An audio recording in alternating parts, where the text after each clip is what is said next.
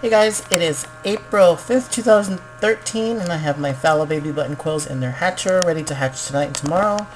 They are shipped eggs, so they may take a few more days. On this side, those are pheasant eggs. WA are Washington eggs. That means that the person who had either Swinho or silver pheasants, he marked them WA. He paid me to incubate the eggs. And then these are the Swinho eggs and possibly some silver pheasant. And over here, these eggs are Phoenix. Sorry for the glare. These are all supposedly fertile. I'm hoping they'll continue. Oh, that's bright. To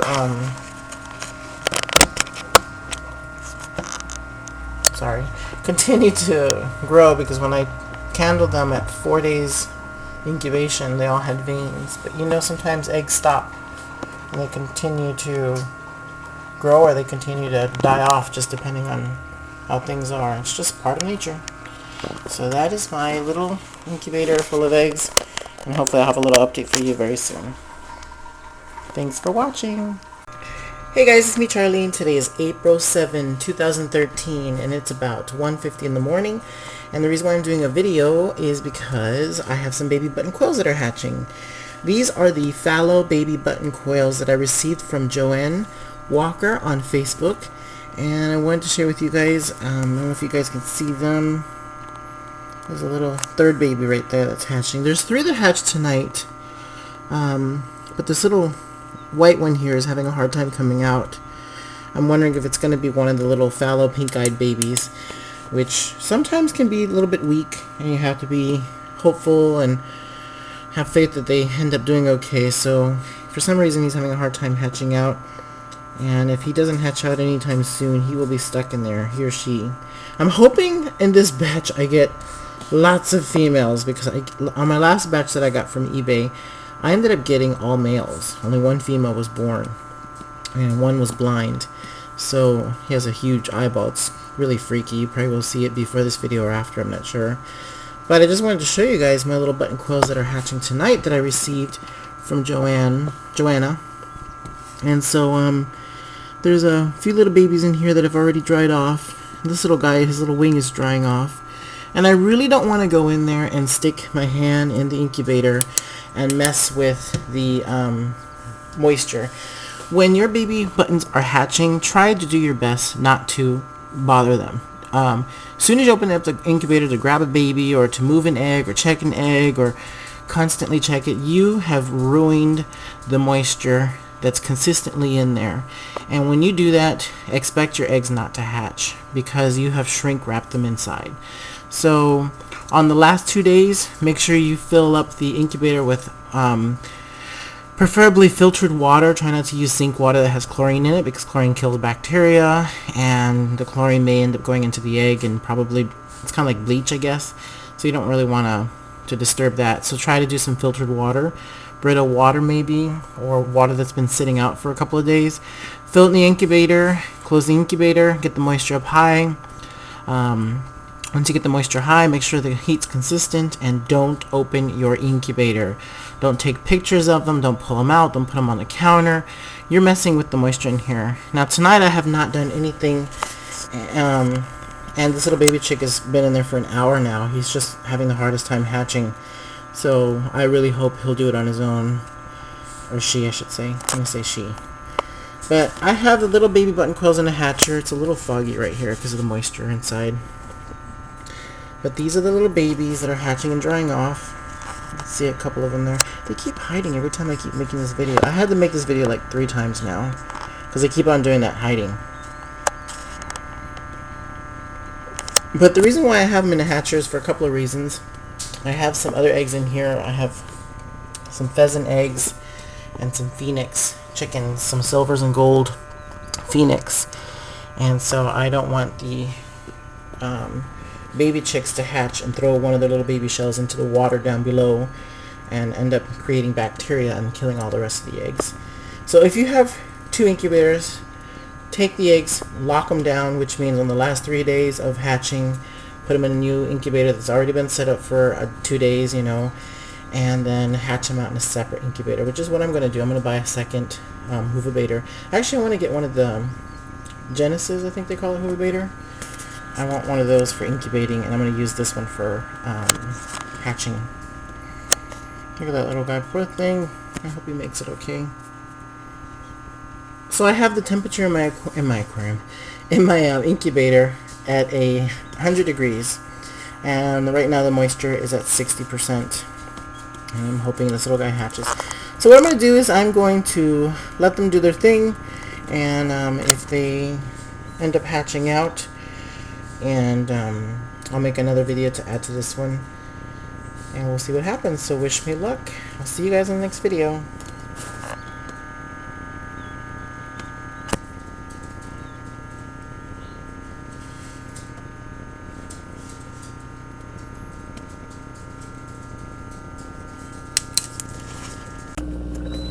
Hey guys, it's me Charlie. Today is April 7, 2013, and it is a Sunday night. Just doing a little update on the babies hatching. So far I got 5 little baby button quails from the fallow eggs that were sent to me. And visually none of them are coming out fallow, no pink eyes, no dilute colors. But I did get 2 pretty little tuxedos, and the others are like the normal type because they have the wild baby chick markings. So those are either going to be the red-breasted, or I don't know if she has a blue-breasted line, but if she does have blue-breasted, some of these will be blue-breasted babies. But there's still some more eggs to hatch. There was 31 eggs in all, and I got 5 to hatch. And the little pied that you guys see right in the center, that little cutie right there, he was stuck in the shell, as you guys saw in the last video if I have it connected to this one, and he just did not hatch, so I had to take him out, and then I noticed he was shrunk wrapped inside, and that was really sad because that means that, you know, he was hatching out and he didn't do a good enough job to get out, and he ended up getting shrink wrapped. So it's possible some of the little guys that are in here right now might have been shrunk wrapped as well, and they're not going to hatch, but we'll see. Well, I'll see, I guess, because I don't know if I want to do any eggs on a video to show what they look like if they didn't hatch. The only reason I would do something like that is for educational purposes. It's not because there's any fault for the seller or the person who gave me the eggs. I never blame the person ever for when I get eggs in the mail, because when you order eggs in the mail, you're gambling. You're trying to figure out, you know, if you're going to get any baby chicks to hatch, half of them to hatch, 40% to hatch. You know, if you get 30 eggs and maybe only 5 hatch, that's actually normal. If you get 30 eggs and you paid for 30 eggs, guess what? Let's say you paid $1 an egg. You got 30 eggs. Then you pay for shipping. And that's 40 bucks altogether. Well, I got 5 to hatch. What if that's all I get? Well, in the pet stores, these guys cost like $15.99 each. So 5, 10, 15, 20, 25, 30, 35, 40, 45, 50. If you count them like that for each baby, that's $5. Then, you know, that's a good deal to have this many babies. But I have $50 worth of babies right here if I were to sell them for $10 each. Or I have double that because of what the pet stores charge. So this is a good deal. I don't mind having just these 5 for now. But I do hope for some more to hatch, just because it's really nice to be able to see some more babies.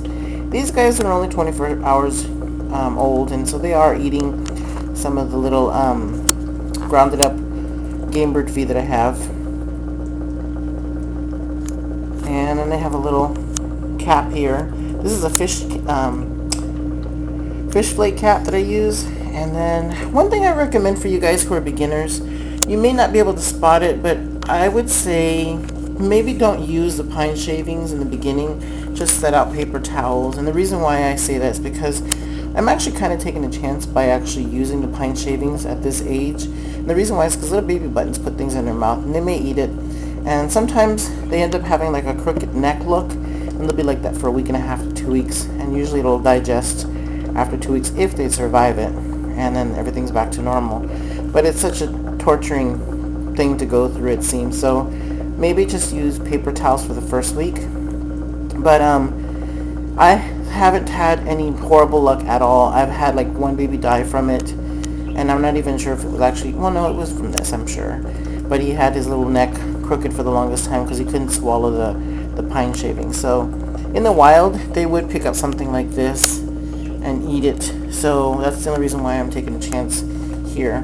But if I had some extremely exotic buttons that no one has in the world, like one came out red or something, or blue, which is kind of weird. But if that happened, of course, I'm going to lay out some paper towels. So I don't want to take any chances. So these are the little baby buttons that have hatched. 2 little tuxedos there that look kind of like the ones I get. And then, of course, these little normals here. And they're in a fish tank, a 10-gallon fish tank with a utility dome. They're grounded up food that you grind up in a coffee grinder for about 3 to 5 seconds. Their cap of water, which is preferred to put some marbles in there if you have them. I only put like a tiny bit of water in there, and that way they don't step in it and get wet and drown, because that can happen quickly. And then over here I have my eggs, of course. And you guys can't see it because I can't turn on the light while I'm videotaping. But this is the incubator that I'm hatching out, the baby button quills. So I think that's it. So this is a little update on them. If any more hatch, I'll go ahead and add it to this video. And if not, I will leave this as the last part of the hatchlings. So with that said, don't forget to give it a thumbs up if you like, or a thumbs down if you don't like the video. That way I know to make these kind of videos or not. And leave a comment if you want to. I read all the comments. Sometimes I answer. If they're a question, if they're a statement, I'll just read it and give it a little thumbs up on your comment. And also, don't forget to subscribe, because I have some upcoming videos coming up soon. Thanks again. See you guys in the next video.